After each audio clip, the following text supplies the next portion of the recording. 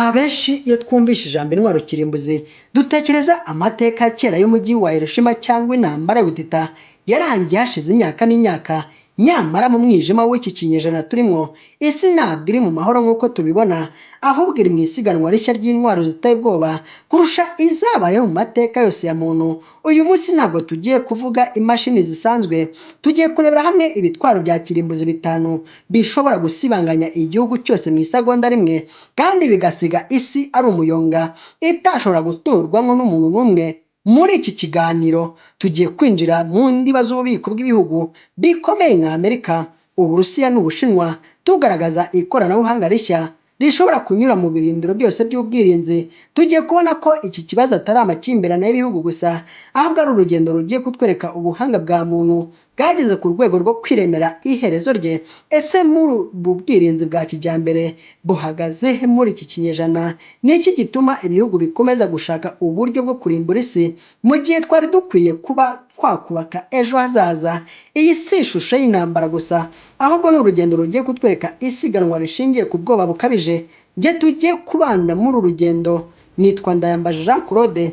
Mbere y'uko dutangira kureba bino bitwaro bitanu bya kirimbuzi, kanda subscribe kugira ngo utazacikwa n'ibindi byegeranyo nk'ibi kandi bishira amanga duhura buri gihe, kandi ukande na like niba ukunda ibiganiro byungura ubumenyi. Nyemera dusangirire isomo rikomeye ry'ukuri kwihishe inyuma ya bino bitwaro bitanu bigiye kurimbura isi.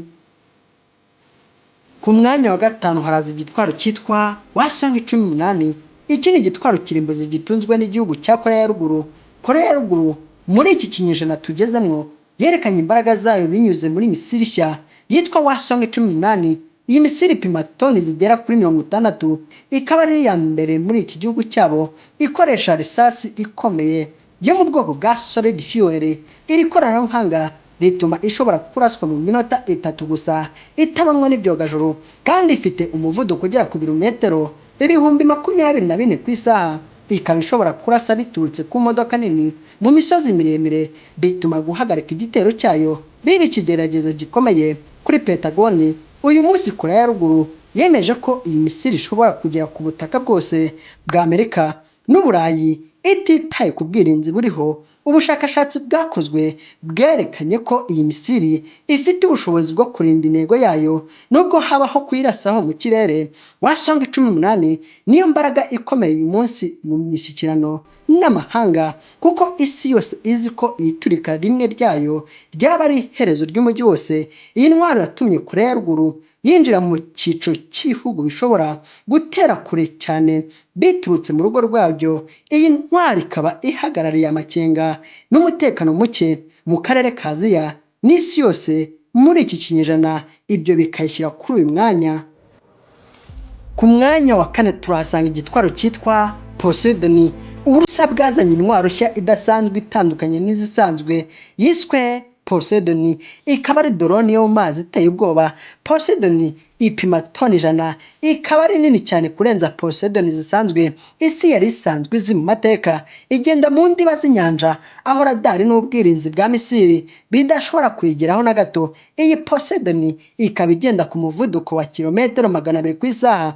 Iki gitwaro gikoresha ingufu za kirimbuzi bigatuma ishobora kugenda intera itagira umupaka, ikamara umwanya mu mazi itegereje guturika. Ifite igisasu cya kirimbuzi gifite imbaraga ziteye ubwoba cyakorewe guturika hafi y'inkombe z'inyanja z'umwanzi kugira ngo iteze umuvumba. Uyu muvumba w'amazi urimbura imijyi yose ikikije inkombe z'umwanzi, bigatuma ubutaka bumuyonga urimo imirasire y'ubumara, maze ubutaka bukamara imyaka irenga 100 nta muntu ubutuyeho. Muri iki kinyejana Poseidon niyo ntwaro isi ihangayikishijwe nayo, kuko nta bwirinzi na bumwe buravumburwa bushobora kuyihagarika munsi y'amazi. Ni intwaro yakorewe gusenya burundu ubukungu n'ubuzima bw'ibihugu bituriye inyanja mu buryo budasubirwaho. Poseidon ihagarariye uburyo bushya bwo kurwana intambara bukoresha imbaraga za kamere n'imirasire, bigatuma iza ku mwanya wa 4. Ku mwanya wa gatatu haraza igitwaro cyitwa DF-41. Ubushinwa muri iki kinyejana bwahinduye imiterere y'ubwirinzi bw'isi bukoresheje misile yabo ikomeye kurusha izindi yitwa DF-41. Iyi misile ipima toni 80, ikaba yarateguwe mu buryo ishobora kwimurwa ku modoka nini bigatuma guhishwa mu matuneri n'imisozi biba byoroshye. Ifite intera y'ibirometero 15, ikagira umuvuduko ukabije dore ko igenda ibirometero 30,600 ku isaha. Ibi bivuze ko ishobora kurasa iri mu Bushinwa ikagera mu mujyi uwo ari wo wose muri Amerika mu gihe kitageze ku minota 25. DF-41 ishobora gutwara imitwe ya kirimbuzi 10 icyarimwe, bituma bigora uburyo bwo kuyihagarika kuko buri gisasu kigenda ukwacyo. Mu bihe tugezemwo, Ubushinwa bwongereye umubare w'izi misiri vuba cyane, bitungura ubutasi bw'amahanga bwose. Ikoranabuhanga ryayo riyemera gukoresha uburyo bwo kuyobya radari ikoresha ibisasu bikaze. Iyi misire ikoresha risasi ikomeye, bivuze ko ishobora kurasa mu kanya gato cyane nta mwiteguro muremure ubanje.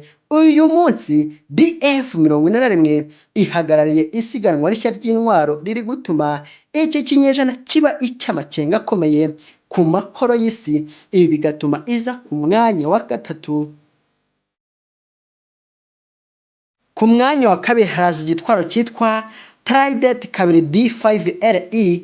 Iyi niyo ntwaro y'ubwirinzi bwa nyuma Amerika n'Ubwongereza bishyizeho icyizere muri iki kinyejana. Iyi misiri ipima toni 59, ikaba ihishe mu mato y'intambara agendera munsi y'amazi kugira ngo itamenyekana. Nubwo ipima ibiro 60,000, iguruka ku muvuduko ugera ku birometero 290 ku isaha. Ibi bituma biba bidashoboka ko umwanzi yayimenya cyangwa ngo ayirimbure. Muri iki kinyejana, ivugururwa ryayo ryayihaye ijisho ridahusha na rimwe ku ntego yayo mu ntera y'ibirometero birenga 120,000. Buri misiri imwe ishobora gutwara imitwe 8 kugeza kuri 12, aho buri mutwe urimbura umujyi mu kanya nk'ako guhumbya. Ni intwaro ituma habaho uburinganire bw'ubwoba kuko buri wese azi ko nubwo yatera Amerika, izi misiri zo mu nyanja ziburizamwo imigambi yo mu masegonda make.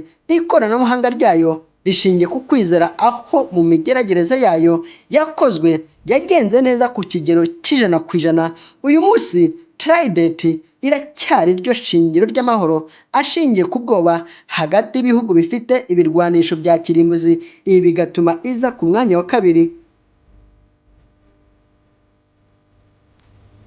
Ku mwanya wa mbere turasanga igitwaro gitunzwe n'igihugu cy'Uburusiya, kikaba giteye inkeke isi muri rusange. Iyo ntwaro nta yindi ni RS-28 Samat, izwi nka Satani ya kabiri.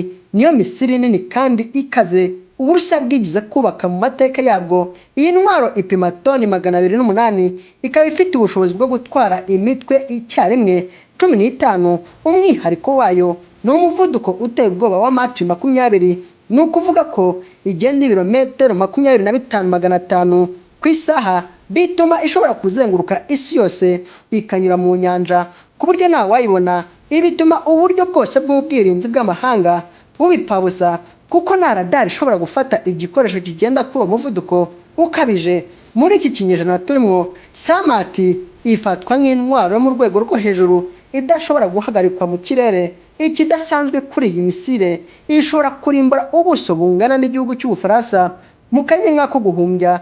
Ikoranabuhanga ryayo rya hypersonic riyemera guhinduranya icyerekezo mu kirere ngo idahagarikwa. Ni intwaro yakorewe kwerekana ko nta gihugu na kimwe gishobora kwifata neza mu gihe iyi ntwaro ifite uburakari. Samat ihagarariye imbaraga n'umuvuduko bitigeze biboneka mu mateka ya muntu kugeza uyu munsi. We nkwibutsa gukanda subscribe, like kandi utwandikire muri comment utubwira igitwaro cyaguteye ubwoba muri ibi ngibi.